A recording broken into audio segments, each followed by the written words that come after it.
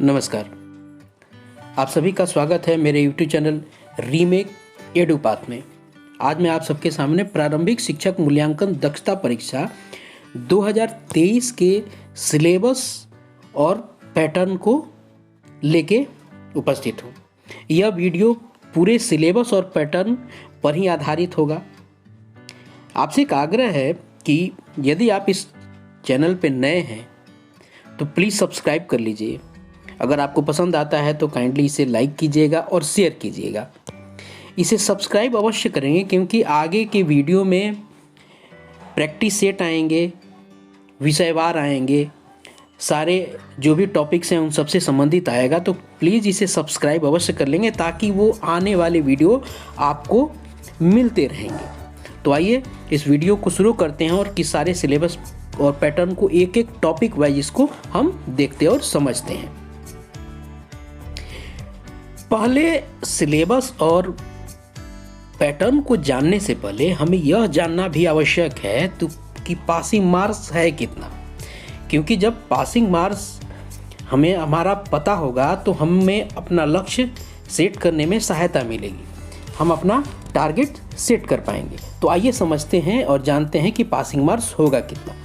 Passing marks जो है वो समान महिला और पुरुष दोनों के लिए 45% होगा और पिछड़ा वर्ग पुरुष और महिला उनके लिए 40% होगा। अति पिछड़ा वर्ग पुरुष और महिला उनके लिए भी 40% होगा।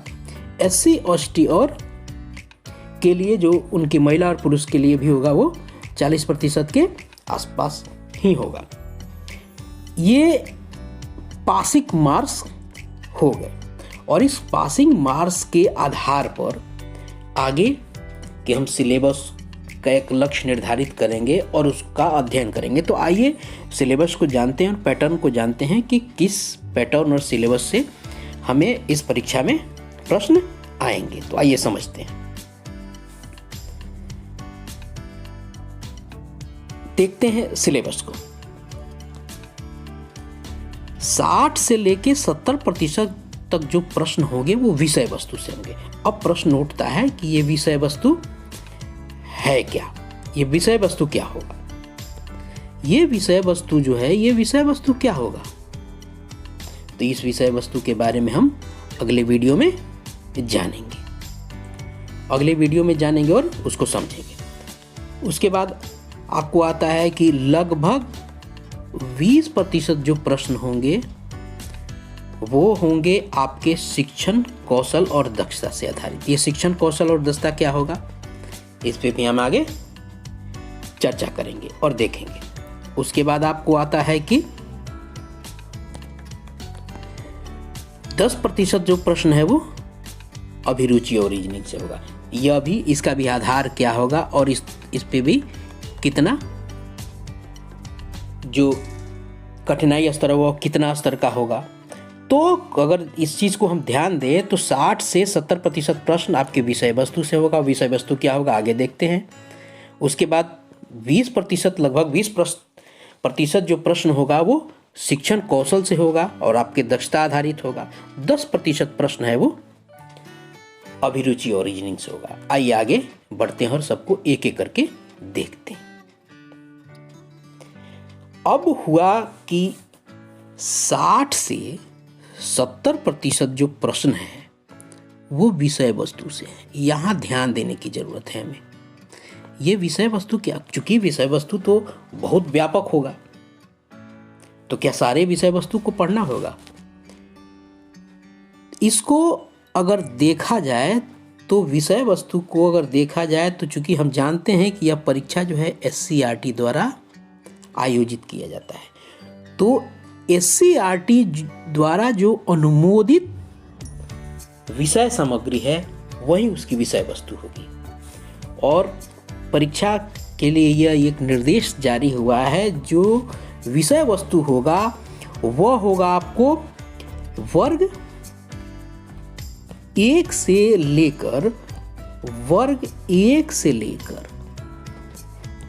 लेकर 8 वर्ग तक के कक्षा के जो भी विषय वस्तु हैं यानी पाठ्य पुस्तक है, उससे ही सामग्री प्रश्नों की है वहीं से आएगी। यानी अगर हम देखें तो एक से लेके 8 तक के किताब से आपको प्रश्न मिलेंगे। 1 से लेके 8 तक के किताब से आपको प्रश्न मिलेंगे। और कौन कौन से किताब से प्रश्न आएंगे उसको हम समझते हैं। तो देखिए होता क्या है कि हिंदी है, गणित है, उसके बाद आपका आता है पर्यावरण एवं हम। ये तो 1 से 5 में आपको पर्यावरण और हम पढ़ना पड़ता है। अब आगे होगा क्या कि जब छठे से लेके और आप 8वें बढ़ते जाएंगे तो वहां सामाजिक अध्ययन आ जाएगा। सामाजिक विज्ञान की पुस्तक और विज्ञान की पुस्तक, और इस विज्ञान की पुस्तक दोनों अलग अलग हो जाएंगी। वहाँ विज्ञान की पुस्तक भी अलग जाएगी, तो आपको उसको देखना होगा। और सामाजिक अध्ययन में इतिहास की पुस्तक अतीत से वर्तमान है, अतीत से वर्तमान है। भूगोल से पुस्तक क्या है? हमारी दुनिया है, हमारी दुनिया है। और नागरिक जीवन जो पहले हुआ करता था, वहाँ जो पुस्तक है वो सामाजिक आर्थिक और राजनीतिक जीवन वाला है। उसके बाद विज्ञान है।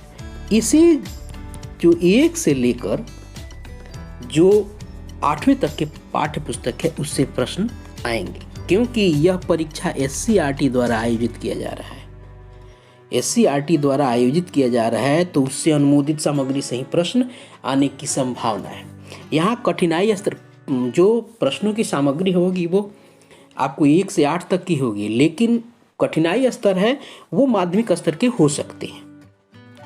आइए आगे बढ़ते हैं और देखते हैं। यहाँ एक चीज़ ध्यान रखना है कि जो भी चीज़ें हम पढ़ रहे हैं उसको हमें डीपली देखना होगा, क्योंकि एक आपको दायरे में बांध दिया है कि 1 से 8 है, तो इस चीज़ को हमें देख के अवश्य चलना है और इस चीज़ को हमें ध्यान देना पड़ेगा। आइए आगे बढ़ते हैं। दूसरा प्रश्न है शिक्षण कौशल का। अब शिक्षण कौशल है, चूंकि नोट में है कि ये SCERT से द्वारा ही अनुमोदित है। चूंकि SCERT जो है, चूंकि आप शिक्षक हैं तो आप जो है DLED कर रहे होंगे, इसकी एंट्रेंस परीक्षाएं होंगी। ये जो DLED की है, ये जो सारी सामग्री है ये SCERT ही देती है, SCERT ही देती है। तो जो DLED का जो सिलेबस है उसके सिलेबस में शिक्षण कौशल को देखना होगा। उसके सिलेबस से ही यह शिक्षण कौशल की व्यवस्था आएगी। शिक्षण कौशल से संबंधित विषय वस्तु से संबंधित मैं प्रैक्टिस सेट आगे के वीडियो में लेके आऊँगा, लेकिन स्वयं के लिए अगर सेल्फ स्टडी होता है तो उसके लिए भी यह देखना आवश्यक है। क्योंकि पूरी तरह से आधारित हो जाना प्रैक्टिस सेट पे तो यह उचित नहीं होगा। फिर भी प्रयास करेंगे कि सारी चीज़ों को टच हम करें, लेकिन आइए खुद के लिए भी जानना आवश्यक है कि वो सामग्री कहाँ से होगी। तो वो SCERT की जो DLED की जो सामग्री है वहाँ से चीज़ों को उठाया जा सकता है। DLED की परीक्षाएं होती हैं, उसके भी ऑब्जेक्टिव क्वेश्चंस होते हैं, एंट्रेंस की परीक्षा होती है, वहाँ भी शिक्षण कौशल की चीज़ें आपको मिल जाएगी। आइए आगे बढ़ते हैं। और 10% जो प्रश्न रीजनिंग से और अभिरुचि से है, ये टीचिंग एप्टीट्यूड्स आपको जो DLED से चीज़ें हैं, उसके बाद जो रीजनिंग की चीज़ें हैं, ये जो बिहार सरकार जो बच्चों के स्कॉलरशिप के लिए, सिमुतला आदि के एंट्रेंस के लिए, 8वीं क्लास के एंट्रेंस के लिए जो परीक्षा आयोजित की जाती है, उसमें जो रीजनिंग पूछे जाते हैं उसका स्तर उस तक ही होना चाहिए। उससे कठिनाई स्तर बढ़ेगा तो बहुत कठिनाई स्तर बहुत ऊपर नहीं जाएगा। तो उस रीजनिंग को हम अगर देखें तो वो नॉन वर्बल और वर्बल रीजनिंग जो होगा उससे देंगे। और टीचिंग एप्टीट्यूड भी हम देखेंगे बहुत उच्च स्तरीय नहीं होगा, लेकिन चूँकि सिमुतला और जब बच्चे ही एडमिशन के लिए उस तरह के उस स्तर के रीजनिंग को देखते हैं तो हमें उस स्तर के रीजनिंग को देखना होगा, तभी ये चीज़ें सफलता हमें प्राप्त होगी। तो उस स्तर का हमारा रीजनिंग का तैयारी और अभिरुचि की तैयारी तो होनी ही चाहिए। जैसे अगर बच्चे स्कॉलरशिप में देते हैं, अपने सिमुतला के एडमिशन के लिए देते हैं, तो उस स्तर की तैयारी तो हमारी होनी ही चाहिए। तो हमें भी जो प्रश्न होगा उसी आधारित होगा। आगे बढ़ते हैं और कुछ चीज़ों को समझते हैं। आइए चलते हैं। अब बात आती है कि जैसे बताया गया कि प्रश्न जो है वो राज्य सरकार के अनुमोदित कक्षा के 1 से 8 तक आधारित हो। अब देखना होगा हमें यह बहुत डीपली, जब कक्षा 1 से और 8 तक की बात हो रही है तो हमें ये जानना होगा। मान लीजिए कि हम हिंदी को लेते हैं तो हमें यह जानना होगा कि अंकुर जो है कितने भाग में है, कौन कौन से भाग हैं उसके। 1 नंबर भाग कौन सी कक्षा में पढ़ी जाती है, 2 नंबर भाग कौन सी कक्षा में पढ़ी जाती है, उसमें क्या क्या सामग्री आती है। उसके बाद आता है कोंपल। ये प्रश्न आएंगे, इनसे आते रहे हैं। इसके कितने भाग हैं, कौन सा भाग किस कक्षा में पढ़ा जाता है, भाग 2 किस कक्षा में पढ़ा जाता है, भाग 3 किस कक्षा में पढ़ा जाता है। उसी तरह किसलय जो हिंदी की पाठ्य पुस्तक है, ये क्या 1 से 5 के लिए पढ़ी जाती है या 6 से 8 के लिए। इस तरह के प्रश्न भी हो सकते हैं, इसलिए जानना आवश्यक है कि इस किसलय के भी कितने भाग हैं, इसके कितने भाग हैं। 1 नंबर भाग कौन से में पढ़ा जाता है, 2 नंबर में किसने पढ़ा जाता है, 3 नंबर भाग में कितने। ये भी प्रश्न आ सकता है किसलय भाग 3 कौन से पढ़ा जाता है।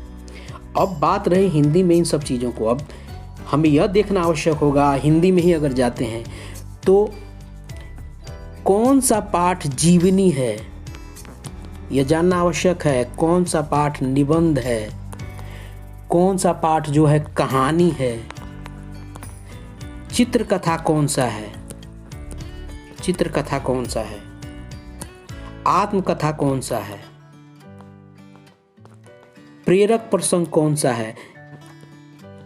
यह हमें जानना आवश्यक है। जीवनी में, आत्मकथा में भेद क्या होता है, निबंध किसे कहते हैं, कहानी किसे कहते हैं, इन सब चीज़ों को जानना बहुत जरूरी है।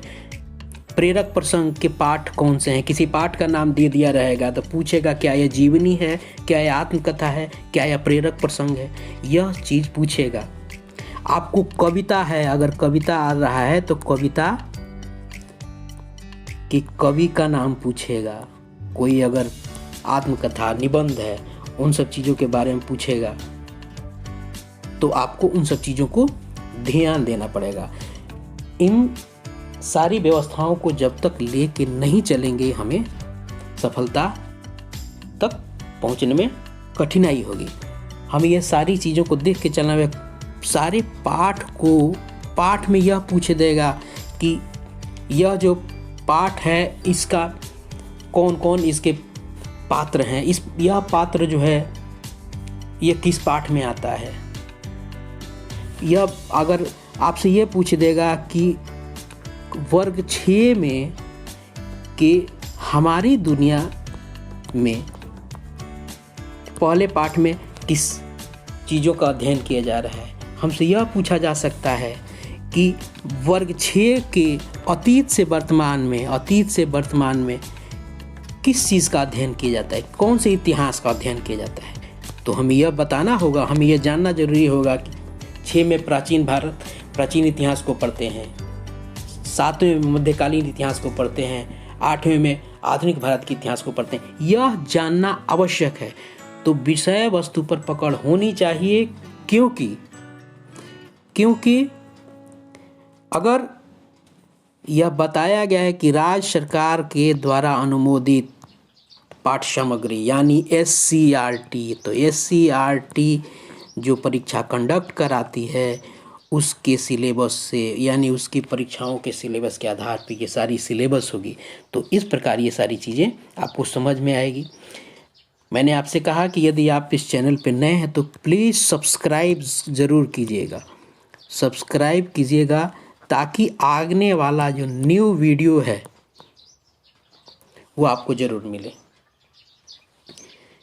और आगे हम प्रैक्टिस सेट लेके आएंगे, अगले वीडियो में सारे प्रैक्टिस सेट जो है वो आपके को मिलेगा और जल्दी ही आप तक लेके आऊँगा। तब तक यदि आपको अच्छा लगा हो तो प्लीज़ लाइक कीजिएगा और मेरे साथ जुड़िएगा और आगे शेयर कीजिएगा, ताकि आगे आने वाले और शिक्षकों को जो होंगे उनको लाभ मिले और आने वाले वीडियो से वो लाभान्वित है। आप सबका मेरे साथ जुड़ने के लिए बहुत बहुत धन्यवाद।